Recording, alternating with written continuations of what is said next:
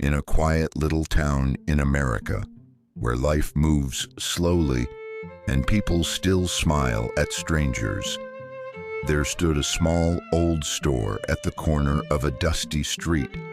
It wasn't a big store. It didn't have shiny lights or modern decorations, but it had something much more valuable. It had a story, and that story belonged to an old woman named Martha. Martha was over 75 years old. Her hair was silver, her hands slightly shaking, but her eyes still had warmth. Every morning, before the sun fully rose, she would slowly unlock her store. The bell on the door would make a soft ding sound, and just like that, another day would begin. Her store sold simple things: bread, milk, candy for children, and small household items. But people didn't come just to buy things.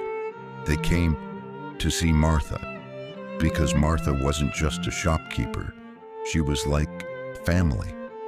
If a child came in with no money, she would still give them candy and say, "It's okay, honey, you can pay me later," even though deep inside she knew they might never come back to pay. But she didn't mind. If an old man came feeling lonely, she would sit with him, listen to his stories, and sometimes they would both sit in silence, because sometimes silence is also a kind of comfort. But one thing most people didn't know: Martha had her own pain. Years ago, this store wasn't just hers, it belonged to her husband too, a kind, hard-working man named John. Together, they built this store from nothing, brick by brick, dream by dream. They worked day and night, saving every dollar just to make this little shop survive. And slowly, it became the heart of the neighborhood. But then, one day, John got sick. At first, it seemed small, just a little weakness, a little tiredness. But soon, it became something serious. Martha stayed by his side every day, every night. She closed the store early, sometimes didn't open it at all, because for her, John was more important than anything.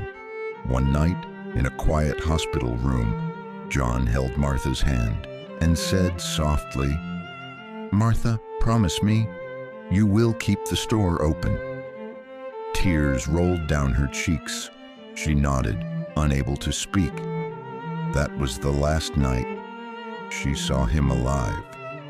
After John passed away, everything changed. The house felt empty. The store felt quiet. Even the bell on the door didn't sound the same anymore.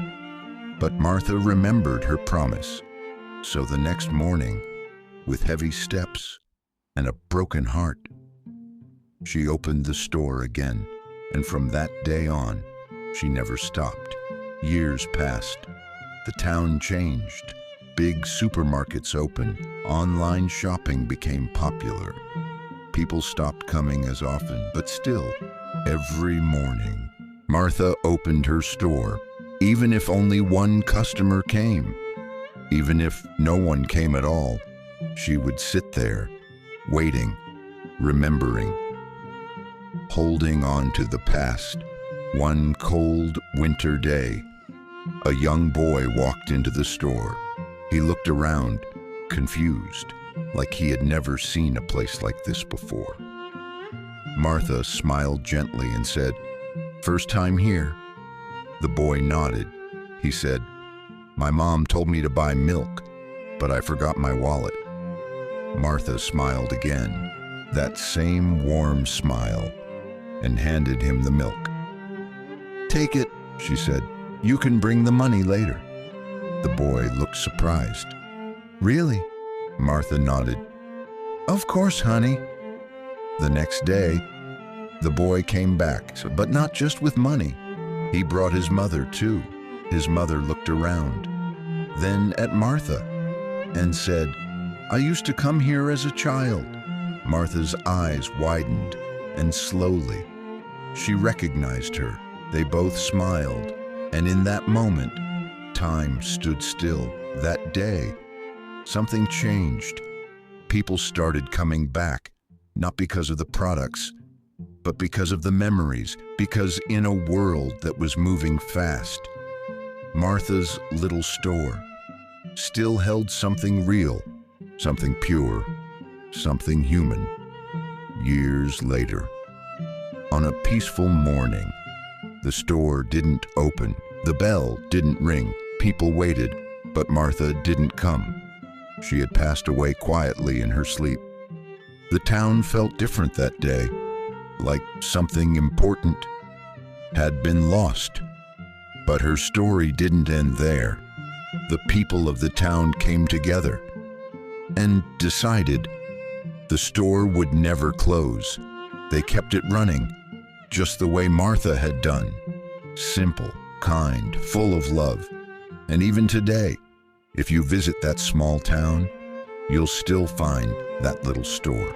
And if you listen carefully, you might still hear the soft ding of the bell and feel the warmth of a kind old woman who believed that kindness is the greatest thing you can ever give.